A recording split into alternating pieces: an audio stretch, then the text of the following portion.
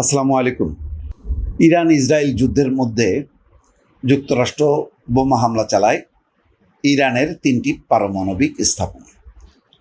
সেটি আসলে কি, এটা এখনো পর্যন্ত স্পষ্ট না, এবং সারা বিশ্বের এখন সব ঝানু কূটনীতিক, রাষ্ট্রবিজ্ঞানী, বিজ্ঞানী, বিশ্লেষক সবাই মাথা ঘামাচ্ছে বা মাথা খাটাচ্ছে, কিন্তু বের করতে পারছে না প্রকৃত রহস্যটাকে।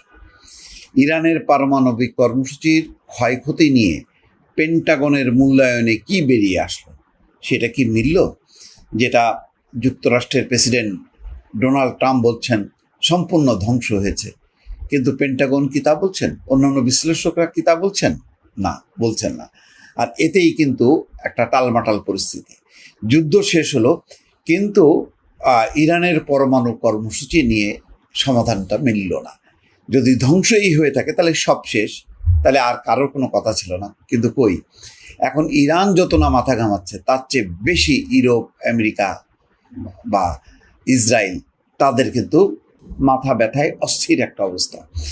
ইরানের মার্কিন হামলায় দেশটির পারমাণবিক কর্মসূচি 1 থেকে 2 বছর পিছিয়ে গেছে বলে গোয়েন্দা তথ্য মূল্যায়ন শেষে জানিয়েছিল পেন্টাগন বলছিল যে তাদের এই হামলায় ক্ষতিগ্রস্ত হয়েছে এবং 2-3 বছর পিছিয়ে গেছে। কিন্তু মার্কিন প্রেসিডেন্ট ডোনাল্ড ট্রাম্প দাবি করছেন যে তেহরানের এই কর্মসূচি সম্পূর্ণ ধ্বংস হয়ে গেছে। বুধবার যুক্তরাষ্ট্রের প্রতিরক্ষা বিভাগের মুখপাত্র শন পার্নেল বলেন, ওয়াশিংটনের হামলায় ইরানের 3টি পারমাণবিক স্থাপনা ধ্বংস হয়ে গেছে।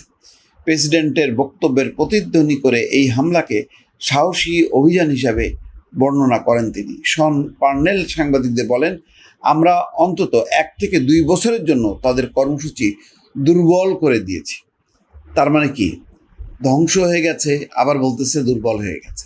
তার মানে ধ্বংস হয়নি।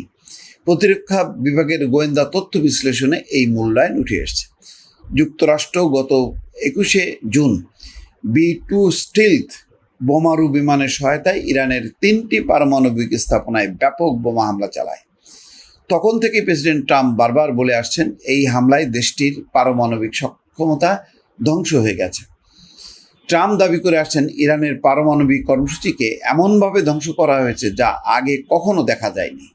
তবে গত মাসে ফাঁস হওয়া যুক্তরাষ্ট্রের একটি প্রাথমিক গোয়েন্দা মূল্যায়নে বলা হয়, এই হামলায় ইরানের কর্মসূচি মূল উপাদানগুলো অক্ষত রয়ে গেছে এবং কাজ কিছু সময়ের জন্য বিলম্বিত হয়েছে।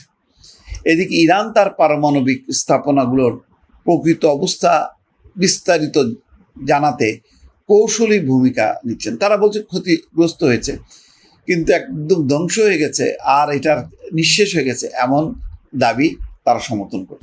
ইরানের কিছু কর্মকর্তা স্বীকার করেছেন, যুক্তরাষ্ট্র এবং ইসরায়েলের হামলায় স্থাপনাগুলোর বড় ধরনের ক্ষতি হয়েছে। তবে সর্বোচ্চ নেতা আয়াতুল্লাহ আলী খামেনি বলেছেন, ট্রাম্প হামলার প্রভাব অতিরঞ্জিত করে দেখাচ্ছে।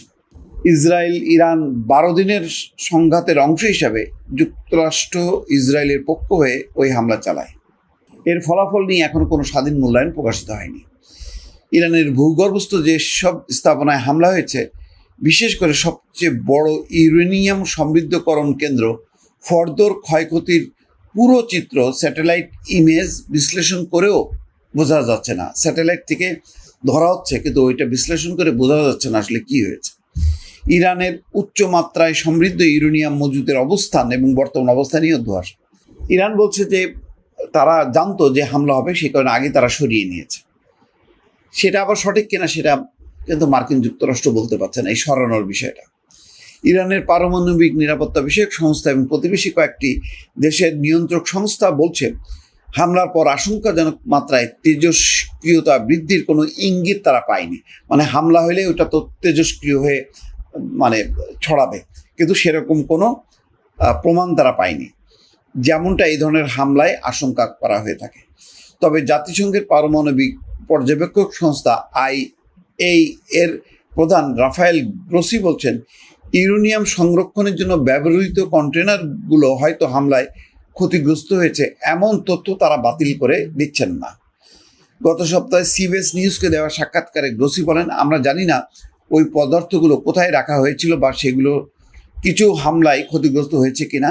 তিনি বলেন কিছু হয়তো ধ্বংস হয়েছে, আবার কিছু হয়তো সরিয়ে নেওয়া হয়েছে। তার মানে বুঝতে পারছেন দর্শক, সারা বিশ্ব, ইউরোপ, আমেরিকা ধোঁয়াশার মধ্যে আছে যে মানে ইরানের পারমাণবিক কর্মসূচি ধ্বংস হলো কিনা, ওই স্থাপনাগুলো কি পুরোপুরি শেষ হয়ে গেল কিনা, এটা নিয়ে নিশ্চিত কোনো তথ্য নেই বলেই ইরান নিয়ে তাদের উত্তেজনা কমছে না। দর্শক ভালো থাকবেন, আল্লাহ হাফেজ।